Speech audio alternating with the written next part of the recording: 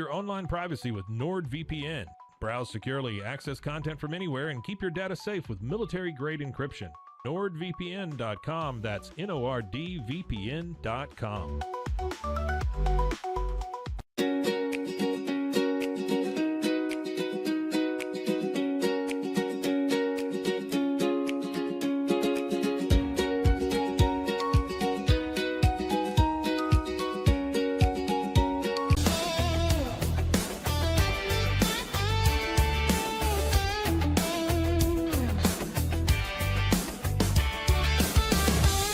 It's not just a glove, it's a 44 Pro. Crafted with dedication, made for performance, and built to last. Get your custom glove today at 44pro.com and experience the 44 Pro difference. That's 44pro.com, 44 Pro.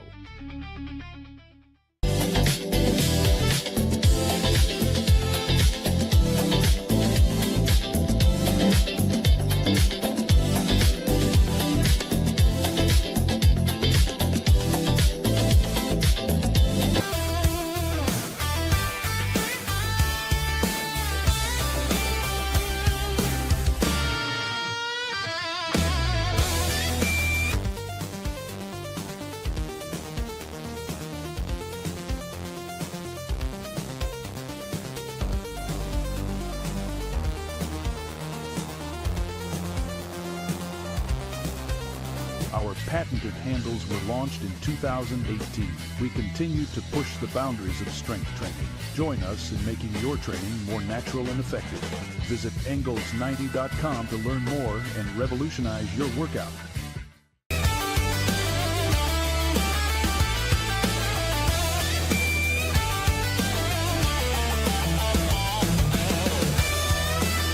Looking for tickets to the hottest shows, games, and events? Ticket Liquidator is your one-stop shop for great prices, no hassles, and guaranteed tickets. Whether it's sports, theater, or concert, for the best seats at the biggest events, start with Ticket Liquidator today at ticketliquidator.com. Ticket Liquidator.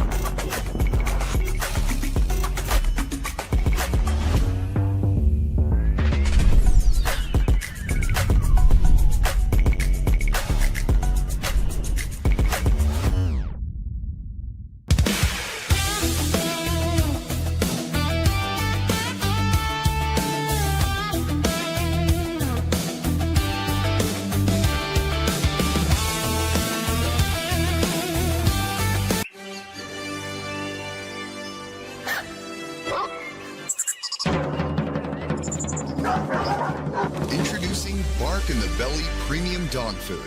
100% of profits go to help dogs in need. Over 30% of adults struggle with chronic foot and joint pain, and many face mobility limitations as they age. But a revolutionary Comfort First slipper has taken the wellness world by storm. Try Cloud Slides and feel you are walking on the clouds. Cloud Slides.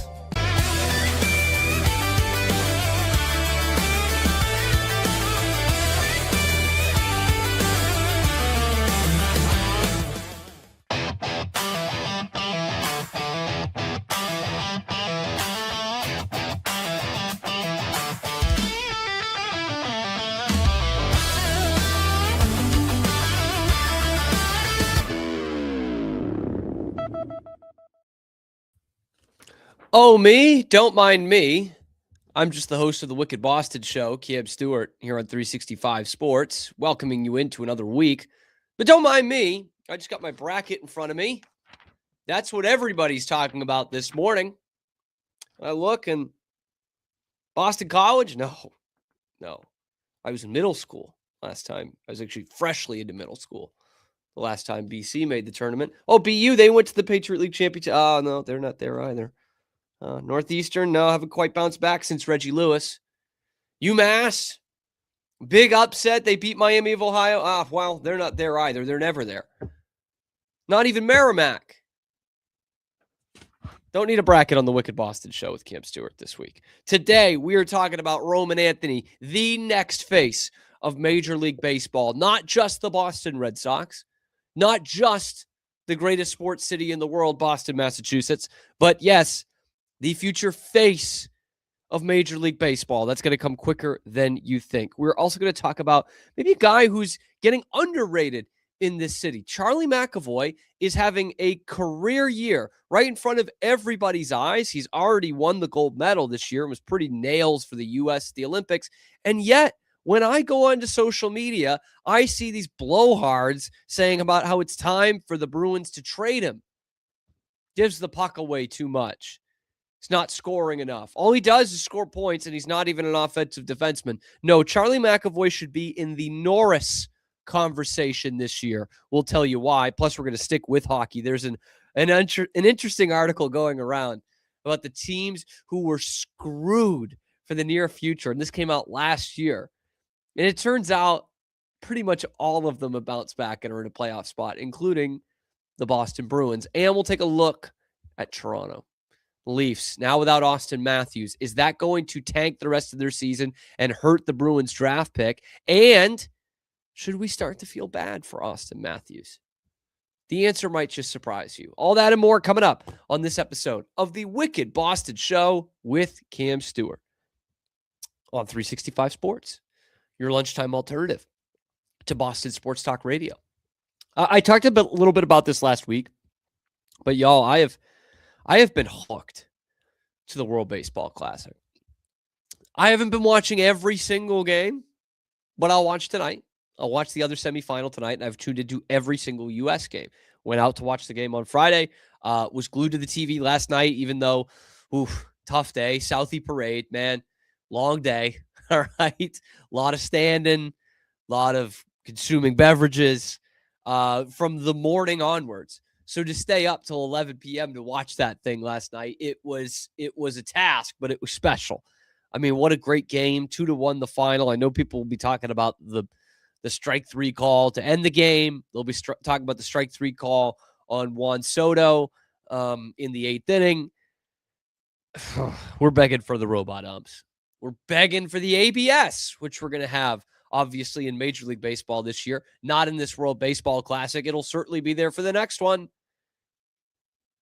It didn't look like a strike. It didn't look like it was anywhere close to a strike. Now, I am one of the few fans, one of the fans in kind of the minority group talking about the ABS of like, we don't get the full picture when we see the strike zone on TV. You know, there's angles, there are pitches, which that one might well have been from Mason Miller, where it's a ball that is in the strike zone where the hitter can barrel it up. But by the time it gets to the catcher's mitt, it is below the strike zone. Okay, sometimes those are also strikes. Like, that's where the ABS system is not perfect. And when you look at that one on your screen last night, you're thinking, my God, how in the world was that called a strike? But it has been.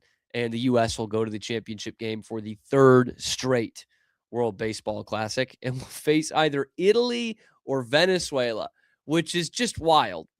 Like that's who it comes down to.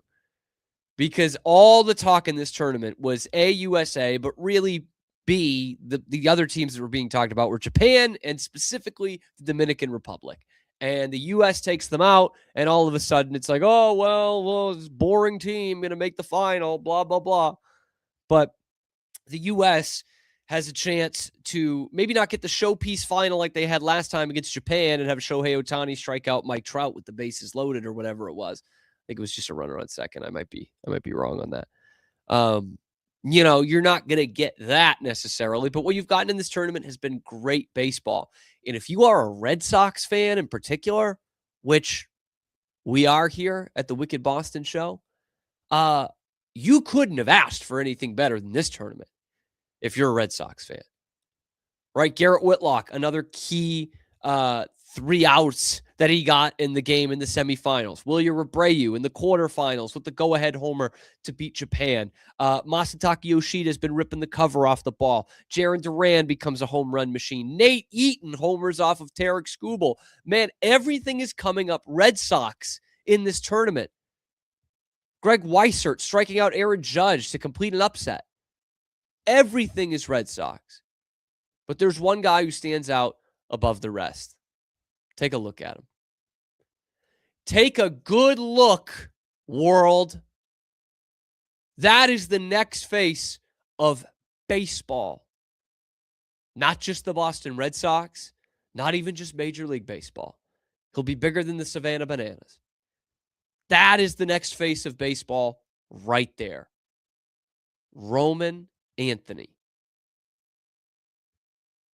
And that has been the biggest thing that has stuck out to me watching this World Baseball Classic is the next guy who is the face of this league that is going to be appointment television, that is going to get every other ballpark to sell out because they want to go see him play, is Roman Anthony of the Boston Red Sox. You know, it was Mike Trout. It is Aaron Judge and Juan Soto. But the next one is Roman Anthony. As a 21-year-old with 71 games of Major League Baseball under his belt and put in as a replacement for Corbin Carroll, a last-second replacement, Roman Anthony has taken over this tournament for the USA. And he does it again on Sunday night with another home run, his second of the tournament. And it just so happens to be the game winner against the Dominican Republic. And Red Sox fans, even better, was off a lefty. The dude is knocking the cover off the ball. And what has amazed me more than anything is even as the stakes get higher for Roman Anthony, his approach just doesn't change. And I know that you'll hear that and be like, wow, of course, like every superstar should be cool under pressure. This dude was playing high school baseball 2.5 years ago. All right, like we can forgive him if a moment is pretty big, right? He's played 71 games in the major leagues, but even then, same plate appearances he was having in Worcester in AAA. And he gets added to this roster late, and he's literally facing the best pitching in the entire world in environments that Aaron Judge is saying is better than the World Series environments. And he's still impressing everybody. This is the future Captain America we're talking about. And when I mean impressing everybody, I mean impressing everybody. Listen to some of these quotes from his Team USA teammates and the manager after the game last night. Mark DeRosa, who I had some problems with this week, but Mark DeRosa, I expect him to have a meteoric career. Bryce Harper, he's got so much aura. Incredible. He's a stud. I can't say enough about him. He works hard, does everything the right way. Aaron Judge, the Red Sox definitely have a good one in him. And it went even further. How about the people that we pay to break down this game? A guy who should be, based off his stats, a Hall of Famer in his own right. Here's what Alex Rodriguez said about Roman Anthony. By the way, fellas, you know when you see a kid like that, let me try that again. Because they're taking him stream of consciousness here. Alex Rodriguez after the game to his panel on Fox. By the way, fellas, you know when you see a kid like that, whether it's Joe DiMaggio or Ted Williams or Derek Jeter, there are some people that just have the it factor. And you can't explain it, but it has the looks and not only that, but humility and the size of power. God, that was a really bad sentence from A-Rod. But he's talking about Roman Anthony. And I don't know where Derek Jeter fits into the Joe DiMaggio, Ted Williams conversation, but good player in his own right. And let's not lose sight of this. Since Anthony has come into the fold and being the number one prospect in baseball and all that in the last year and a half, the name Ted Williams gets brought up a lot. Okay, that is not a name that is typically thrown around when you're talking about prospects or guys who have played far less than 100 games in the major leagues. But that name keeps popping up for Roman Anthony. Now, it's projections, it's fugazi, but that is important. That the comparison is not, I don't know, even a Bryce Harper, who's a Hall of Famer. The comparison isn't with him. It's not, going even lower. It's not a comparison to Joey Votto, which would be a good comparison if you're looking for a prospect to make good in the major leagues. No, they're not talking about him being Joey Votto or even Bryce Harper. They're talking about him being Ted freaking Williams. Teddy Ballgame. The Splendid Splinter. How often have you heard a Red Sox prospect? Because around here, we know how important that name is, how much weight that carries. How often do you hear Red Sox prospects being compared to Ted Williams? I've said it on the show before. He's the most excited I've ever been about a prospect. And that includes Mookie Betts, who was probably the closest to getting Ted Williams comparisons. Xander Bogaerts, Andrew Benintendi, John Lester, Clay Buchholz, Jacoby Ellsbury. That includes all of those guys. Pedroia, who all he did was win a Rookie of the Year and an MVP in his first 2 seasons. Roman Anthony has been the most excited I've been about a Red Sox prospect ever, full stop. I wasn't there for Nomar, but damned if he's not the most that I've ever been excited about. And what's interesting to me is I looked back at some of his early scouting reports and his early rankings. So in 2023, he was in his first year in the minors, right? Remember, he was supposed to be a first-round pick. He kind of fell to that comp pick, 79th, and they paid him way above slot, $2.5 million to get him to sign and not go to Ole Miss. So 2023, his first full year in the minors, he's the Red Sox minor league player of the year. He was not inside the top 100 prospects that year. And in 2024, it feels like kind of a meteoric rise because in 2024, he was barely in the top 30. In fact, he was right behind Kyle Harrison, the guy you got last year in the Raffy Devers trade that you've already flipped to Milwaukee. He's behind that guy. He wasn't even the Red Sox's top prospect. That was Marcelo Meyer. And now there's no question. And the guy absolutely shot up through the ranks in the summer of 2024. And in 2025, it became a point where in May, we were ripping this team for not calling him up. Like it was inevitable that he was going to be there. Like this is freaking Roy Hobbs, Ted Williams, Mickey Mantle rolled into one. Just that beautiful, sweet, left-handed swing. The command of the strike zone. How tough and out he is. That's what sticks out to me every time I watch him. And I got to go on Facebook and Twitter and see Red Sox fans bitching and other fans trolling that he doesn't hit enough home runs. He's like the toughest out a 21-year-old has ever been. Like, no joke. There are still fans like this in the fan base. Like, I'm all for being a tough crowd sometimes. But he hits the home run against the Dominican. And I'm on Facebook because my dad sends me this post of this Red Sox fan who is bitching about, like, as soon as he hits the home run, he's bitching about how Roman Anthony actually hasn't been in a big spot before because this is a pretend tournament. Like, what? You seriously are watching this tournament with that lineup that the friggin' Dominican Republic has? And a full stadium? And an atmosphere that guys who've played in the World Series are saying is better than the World Series? And you're telling me, well, he hasn't done it for real yet. Hasn't done it in a real environment with real stakes. Like, come on, guys. Come on. That guy is a loser, by the way, who made that post. I mean, he's just hates the Red Sox, goes on Red Sox pages and hates them. But it's nuts that there are still some detractors. There's not a lot, obviously. Like, we are picking from a very, very small pool here. But Roman Anthony is the next face of the game. Right now, it's Aaron Judge, it's Juan Soto, and there's a couple other guys, you can throw into that. Ohtani, obviously, and then a couple of other guys you can throw into the mix. But what is key about all three of those guys? One, they're hitters. Obviously, Shohei can pitch as well. But typically, the pitcher is not the face of the game.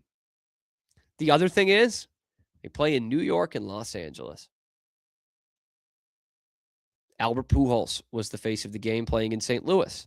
Great baseball town. Roman Anthony is the right player in the right city wearing the right uniform. He's going to be doing this for a long time. Again, he's 21 years old. The power is going to be there. The on base is going to be there. The average is going to be there. And he's going to be a good enough fielder. Good enough.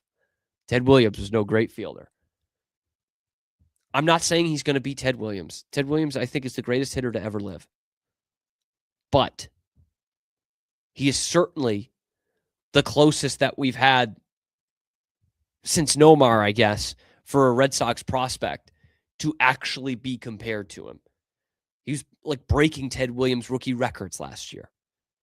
And in this tournament, he's crushing. He's hitting against the best competition in the world.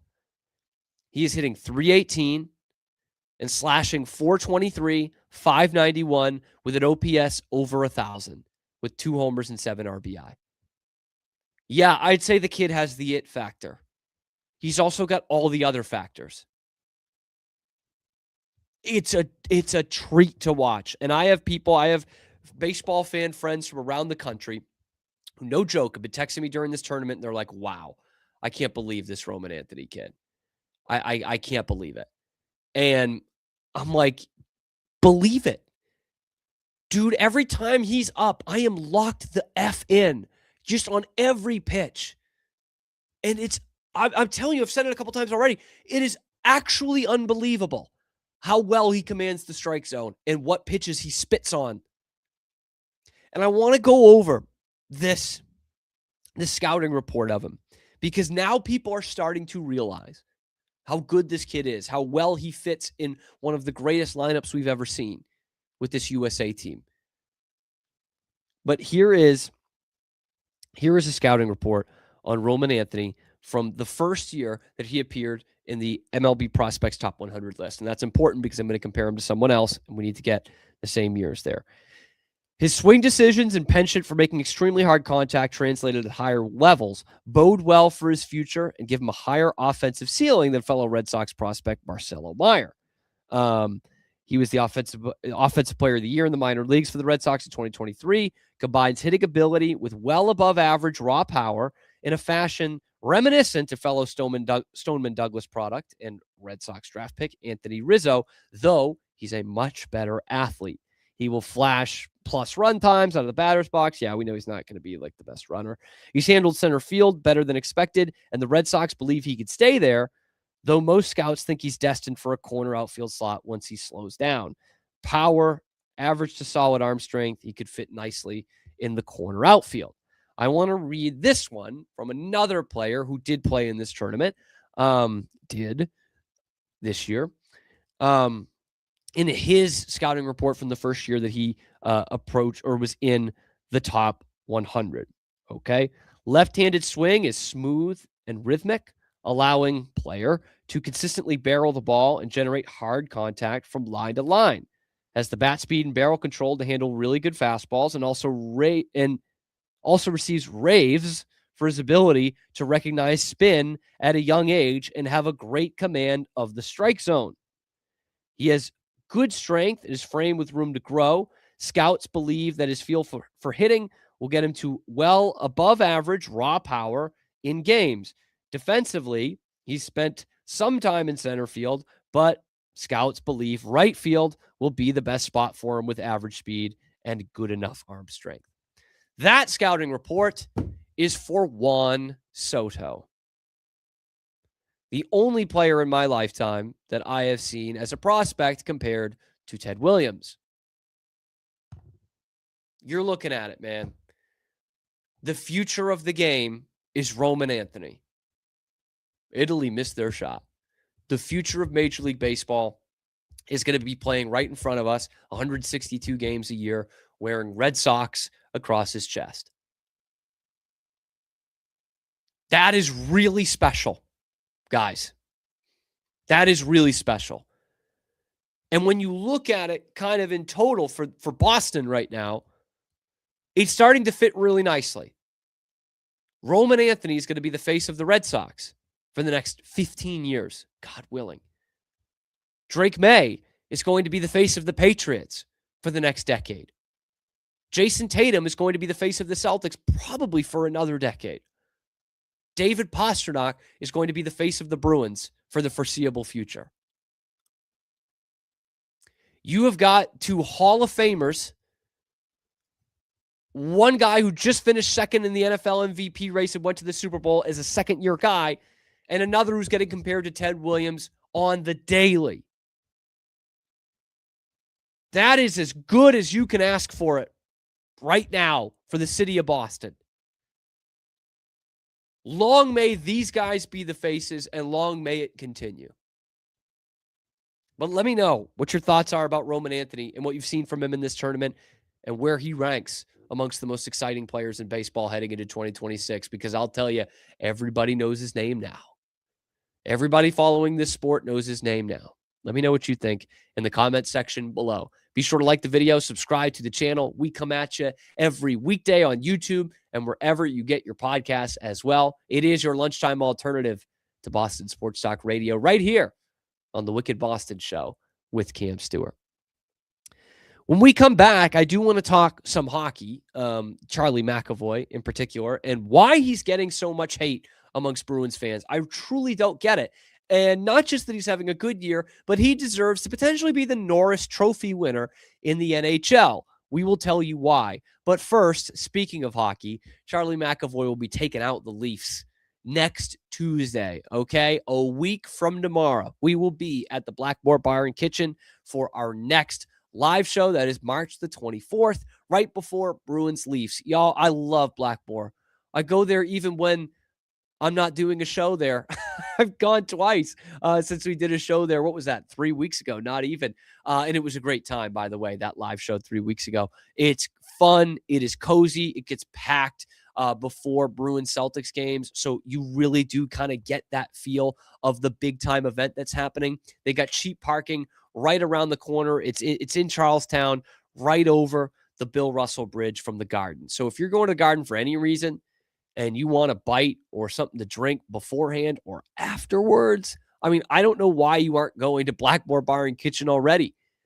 34 different draft beers, man. Like, how many options could you ask for? And some really awesome bar eats as well. So hope to see you guys there next Tuesday, March the 24th, right before Bruins Leafs. But shout out to Blackmore Bar and Kitchen. All right, let's talk some Charlie McAvoy and why everyone in hockey is underrating him, because the numbers are going to shock you. That's coming up next after this quick break on the Wicked Boston Show. Blackmore Bar and Kitchen, located in Charlestown, is the perfect spot for a bite and drink before a Bruins or Celtics game at TD Garden. Blackmore Bar and Kitchen offers 34 rotating beers, craft cocktails, and an eclectic menu of tavern favorites like burgers, sandwiches, and flatbreads. Join us for brunch every Saturday and Sunday, plus pre- and post-game garden events. Blackmore Bar and Kitchen. Check us out at blackmorebar.com.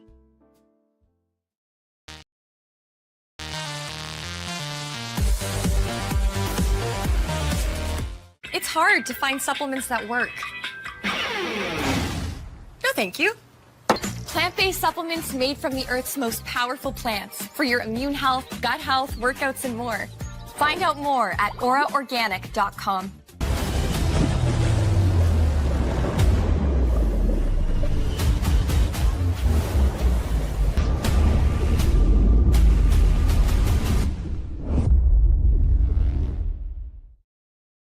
BadCreditLoans.com is a pioneering service provider that has carved a reputation in the financial industry. Simple, fast, and reliable loan application process.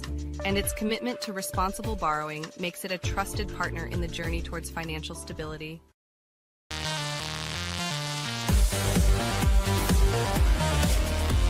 A house is a property, but we live in homes. Home sweet home. Homes where the heart is.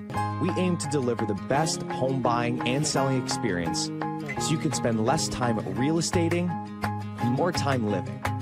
With Ease US, make studio quality voiceovers for your videos online in over 149 languages and dialects. Never been easier to create professional grade videos and voiceovers. Try it today at easeus.com. That's EASEUS.com. Ease US.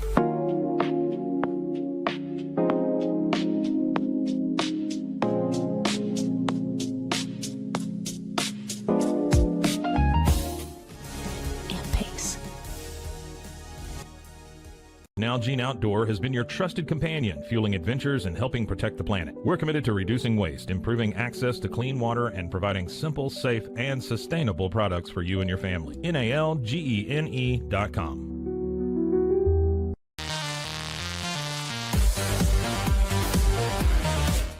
Back here on the Wicked Boston Show with Cam Stewart on 365 Sports.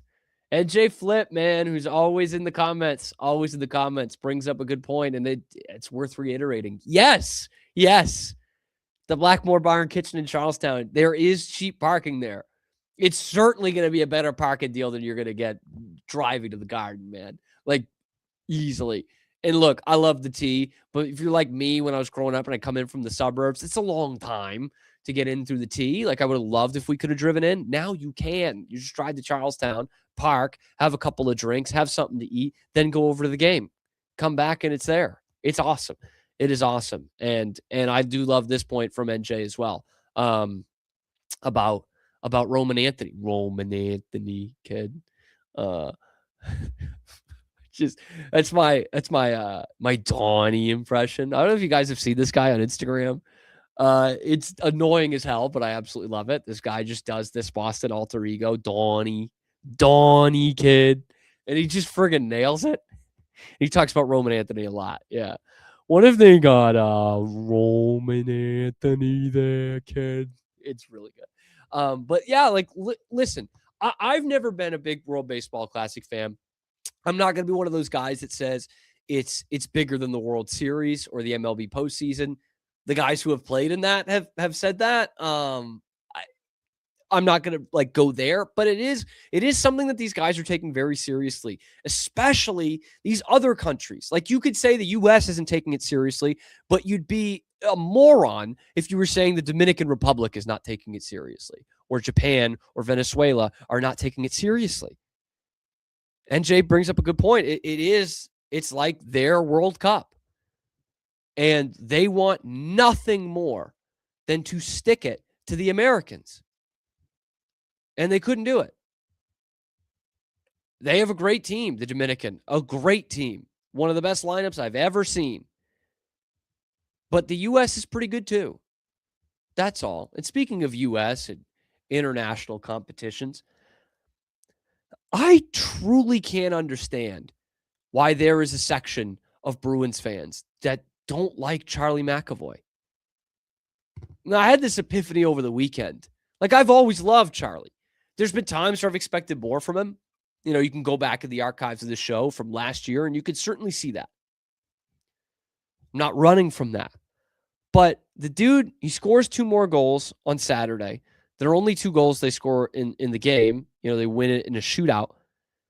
And people are still thinking that his contract is too much at $9.5 million, that he gives the puck away too much, that he's not physical enough, that he might not be a number 1 pairing defenseman. And I just what are we talking about? And moreover, from just the stats, which we'll talk about in a minute, and why he should be a Norris Trophy candidate, finalist, if not winner this year. But let's take it all into account, man. Like Charlie McAvoy, when the Bruins need like some sort of leader in the community, they need someone to represent the Bruins, it's Charlie McAvoy. He is active in the community. He wants to be here forever. He played college hockey here. You know, he's a great ambassador for the Bruins. He plays the game the right way, even though Kiefer Sherwood might not agree. I mean, don't put your head over your knee, man. I don't know what to tell you. He plays the game the right way, and he's a damn good hockey player. Like, we should be so damn thankful that Charlie McAvoy is part of this organization and a leader in this organization and possibly the next captain of the Boston Bruins. And yet, every time I go on social media during a Bruins game, somebody is bitching about Charlie McAvoy. And it's kind of goes across this team. There's still people that bitch about Jeremy Swayman when he could well win the Vezina this year. He's right in that conversation. People are still bitching about David Pastrnak, who's on pace for a 4th straight 100-point season. And I got Bruins fans who are going to bitch about him. It just doesn't make any sense to me. But here's the thing.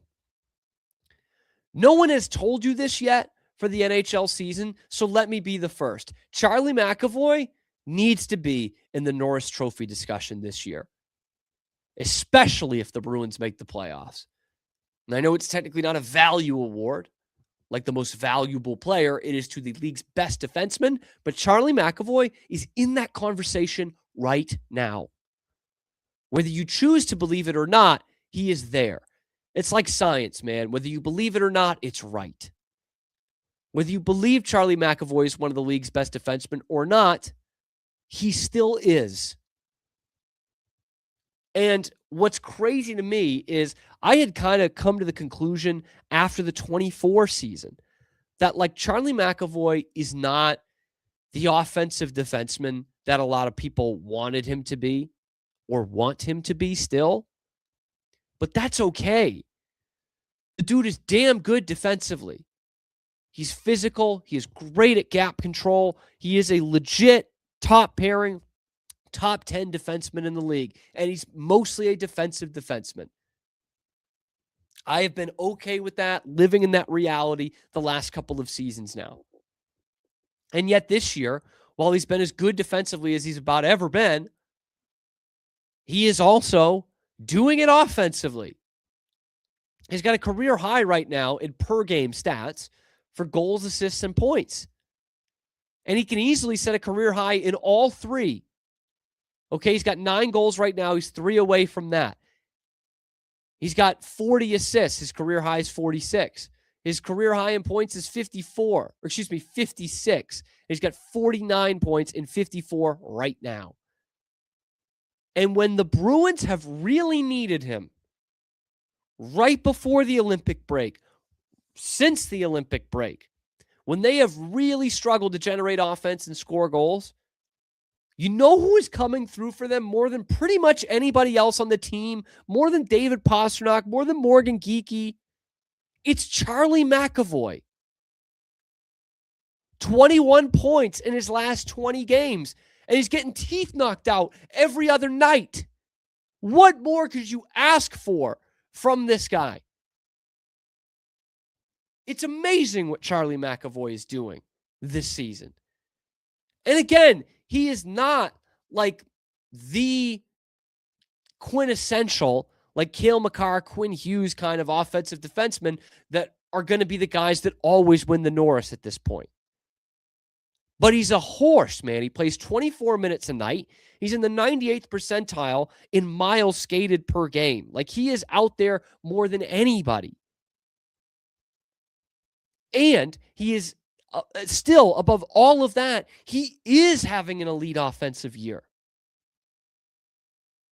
He is in the 97th percentile in high danger chances created by a defenseman this year. The average for a defenseman, and that includes all defensemen, that has the Makars, but also the Nikita Zadorovs.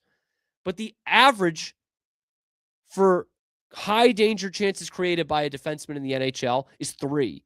Charlie McAvoy is 14. Again, 97th percentile. He only has one less such... He has only created one less high danger scoring chance than Cale Makar. Cale Makar, the gold standard of offensive defenseman. Charlie McAvoy is right there this year.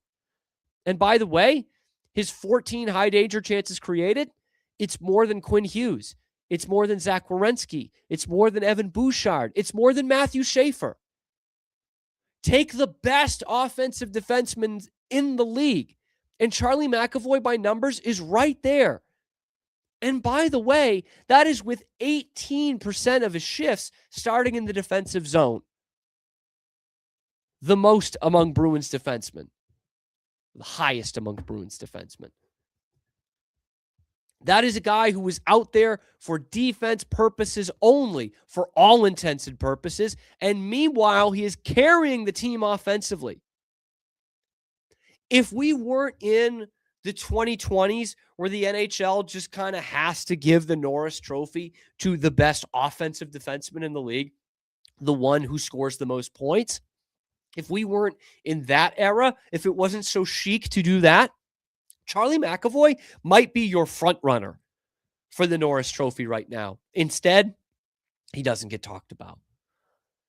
All those guys I just mentioned, plus Lane Hudson, plus Mo Seider, all have odds to win the Norris Trophy better than Charlie McAvoy. My question is why? Why? And if we did make this a value award, I don't know if it would even be close. Like McAvoy, you look at the rest of this D-core, it's okay. Hasn't played very well this year. Charlie McAvoy is head and shoulders above the rest of his D-core. And you can say that about maybe Lane Hudson in terms of his creativity. You can say that about Matthew Schaefer, even as a 19-year-old, which is crazy. And you could say that about Zach Werenski. But like, you're really meaning to tell me that Evan Bouchard has better odds to win the Norris than Charlie McAvoy? Like, are we actually saying that Evan Bouchard's a better defenseman than Charlie McAvoy? He's a terrific offensive defenseman. Don't get me wrong. He's had a really nice bounce back after being awful the first month or two of the season, but he's not a better defenseman than Charlie McAvoy. Like, what are we doing here? So I'm not here to tell you that he should just be in the conversation. Right now, at this point, he should be a finalist, which has only happened once in his career. And he's in the prime of his career. He's gutting it out. He's already won a gold medal and was hugely influential for the U.S. at that tournament. And I got to go on social media and see Bruins fans bitching about him? Like, truly, man, are you think there are Avs fans out there bitching about Cale Makar? Or the Blue Jackets fan bitching about Zach Werenski? No, they're not. And we shouldn't be doing that for Charlie McAvoy. We are very, very, very lucky to have him as a part of this franchise and being one of the leaders of the franchise, and could well be the captain next year. He's doing it at the highest level right now. And I know the rest of the league isn't ready to have this conversation, but we are on the Wicked Boston Show. Charlie McAvoy for Norris. Let me know if you agree in the comment section below. Or if you think I'm stupid, tell me why in the comment section below. Then be sure to like the video, subscribe to the channel. We come at you every weekday on YouTube, and then we're available wherever you get your podcasts as well. It is your lunchtime alternative to Boston Sports Talk Radio, and it's right here on the Wicked Boston Show. When we come back, we're going to take a quick break. We're going to wrap this thing up. I want to talk about the Leafs, which is something I talk about probably too much on the Wicked Boston Show, but obviously this has a lot to do with the Bruins right now in that first-round pick. Are the Leafs going to suck hard enough that they will somehow get into that top 5? And am I starting to feel bad for Austin Matthews? I'll tell you, coming up after this. Blackmore Bar and Kitchen, located in Charlestown, is the perfect spot for a bite and drink before a Bruins or Celtics game at TD Garden.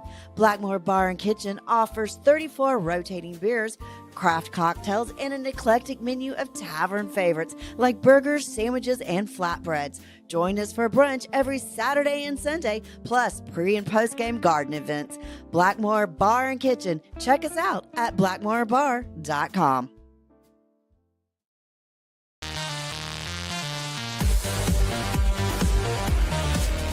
At For You Health, we believe wellness and lab testing should be accessible, inclusive, and yes, fun. With our tech-powered at-home lab test, you save time and money while feeling your best. For You Health. Visit foryouhealth.com today. With a focus on performance, design, and customer service, we're here to help you work smarter, not harder. Join us on our journey to simplify your world. Visit acasis.com today. That's ACASIS.com today.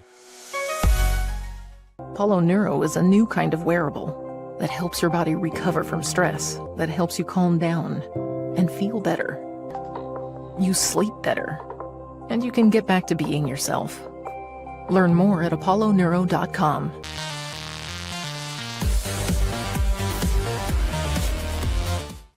But boy, it looked effortless. Man, watch this. Layups, floaters, threes. He was like an unsolvable equation. I was born like this. His resilience, his strength, his belief, adversity never stood a chance. Know your power.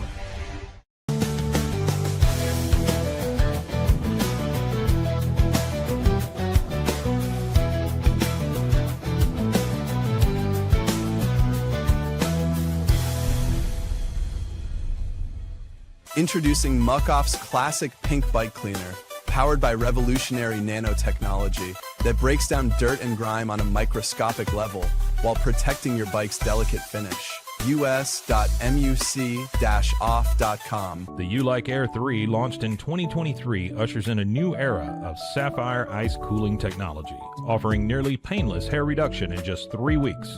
That's ULIKE.com. You Like.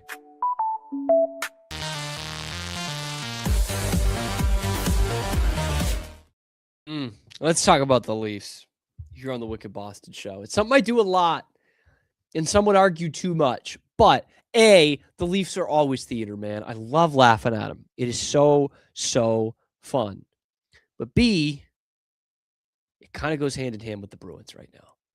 Because right now, and I said this on the Garden Level podcast last week, which you guys should check out on our network here. It's myself and Dan Conlon talking exclusively Bruins stuff.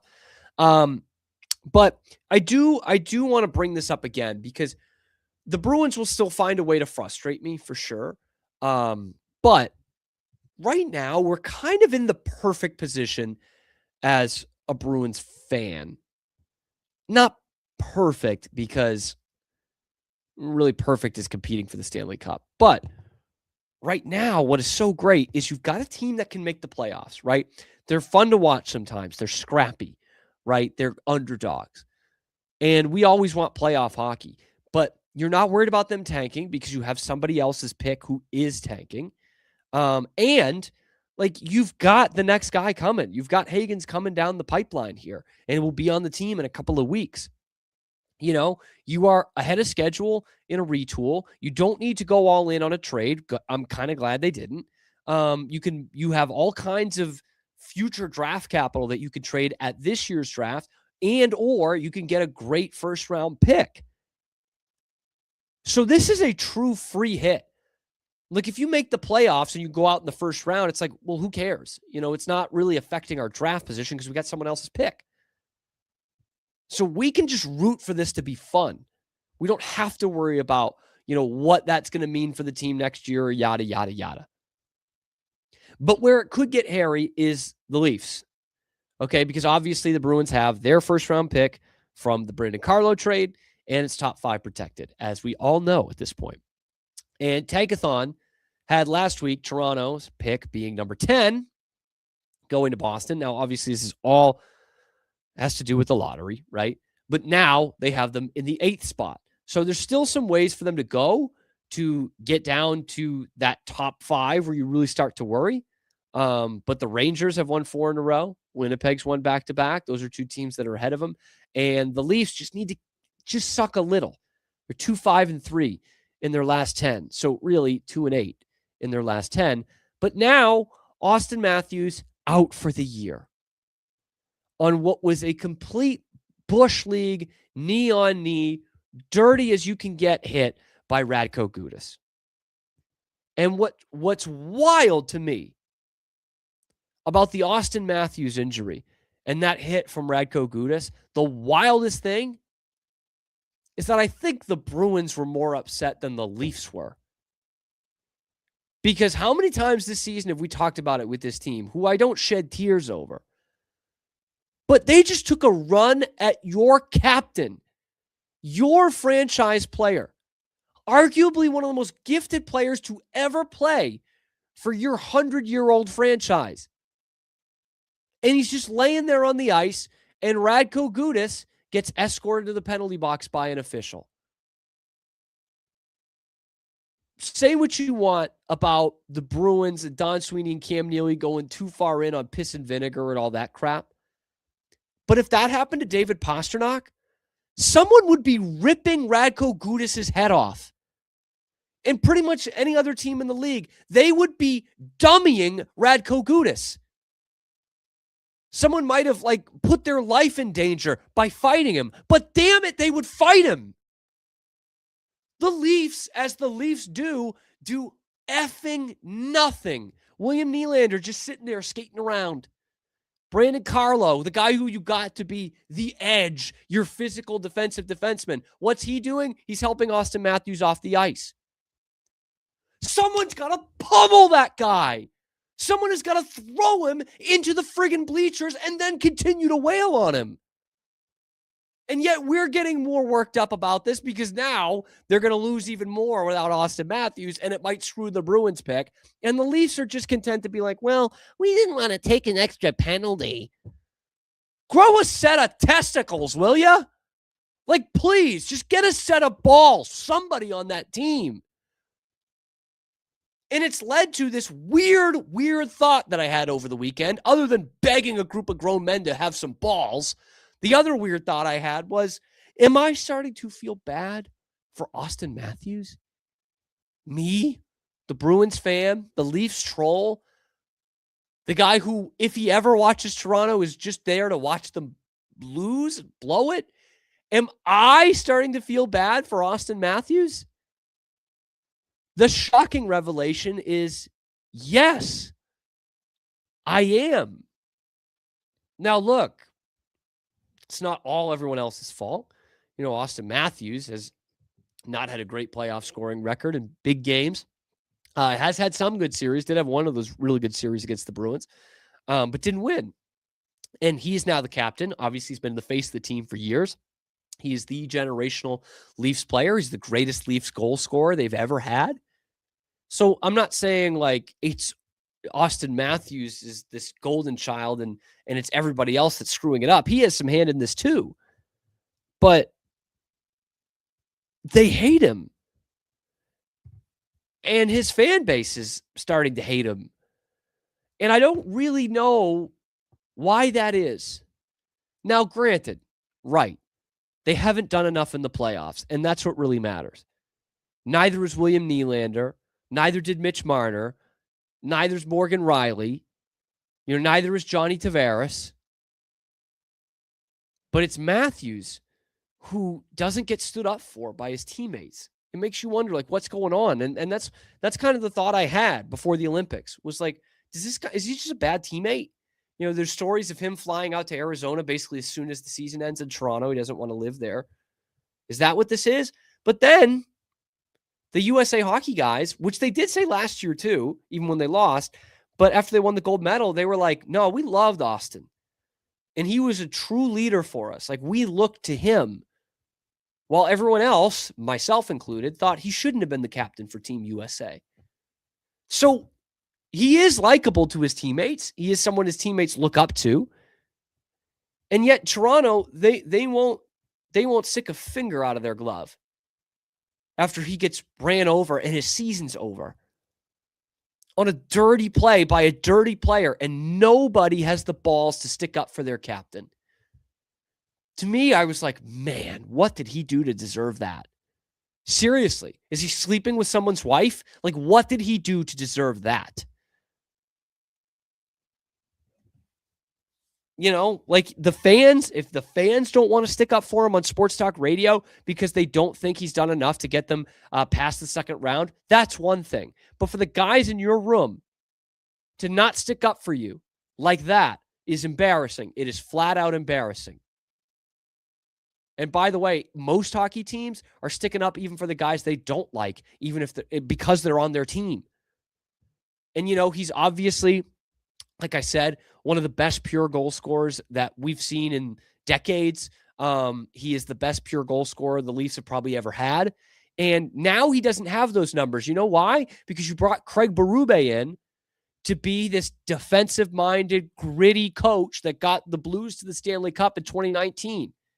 And so you've taken that offensive skill out of Austin Matthews' game. You let Mitch Marner walk, who was clearly a huge part of Austin Matthews' great goal-scoring records. And what makes me again feel bad for Matthews is he has become a shutdown center. He has. He's been one of the best defensive centers in the league this year and last year, playing under Craig Berube. So he's doing everything the coach is telling him to do. He has completely changed his game. The dude is in the prime of his career. A guy who scored 69 goals in a season, and he has turned into a shutdown defenseman to try and win. And yet, his teammates don't stick up for him. His Canadian counterparts, his fans in Toronto hate him because he might have laughed at a joke that the President of the United States made. And because he went to the State of the Union, there are people calling for him to be traded and take the C off his sweater because that's not what a Leafs captain does. He needs to get out of there. He needs to. A couple months ago, I might have been like, yeah, let him stay in Toronto forever. Like, let this thing keep playing out. But now I think, man, this guy is getting a raw friggin' deal. He is. And he has been treated like a god in Toronto at times. Like before the last year or two, he absolutely has. But he goes and wins the gold medal as the captain of his country. He has changed his game, has sacrificed for his team to become an elite defensive forward. And what does he get? He gets taken out by a cheap shot, and none of his teammates stick up for him. And the fans call for him to get traded, or at the very least, not be the captain anymore. That's a raw deal for Austin Matthews. And yeah, I do feel bad for him. Somehow he has become a sympathetic figure in my eyes.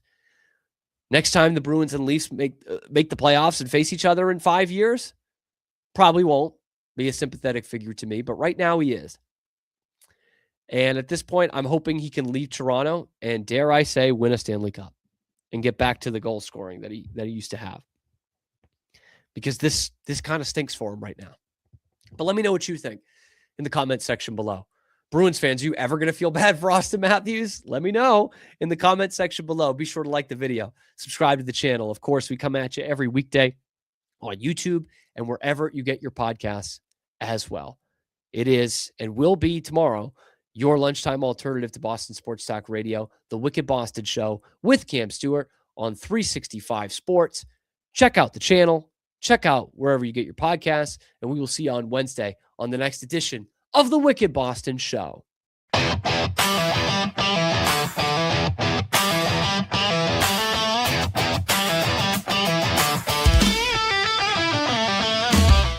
Relax with Hemp Delicious. Organically grown hemp, massively blended with delicious organic herbs, responsibly sourced for their holistic benefits. Each sip offers calming, antioxidant-rich wellness. Brewed just for you. Sip the calm with Hemp Delicious.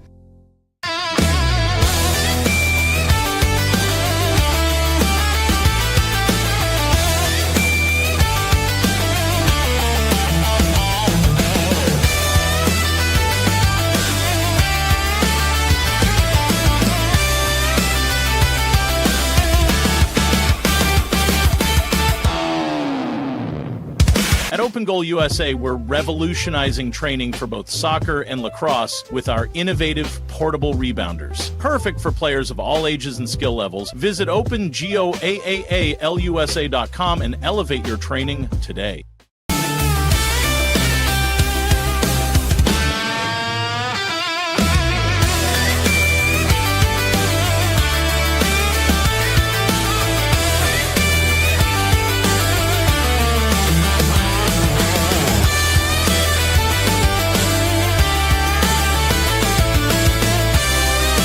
Farmhounds offers natural treats and chews made with quality products that support family farm, regenerative agriculture, and humane farming practices. Give your dog the best with wholesome, organic ingredients that promote health and happiness. Shop now at farmhounds.com.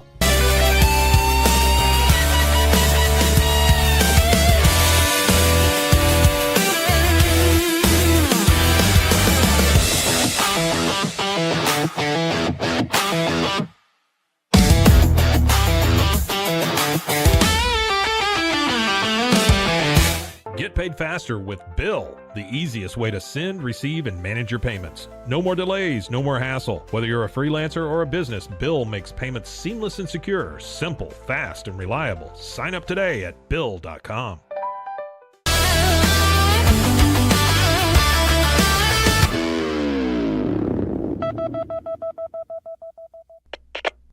We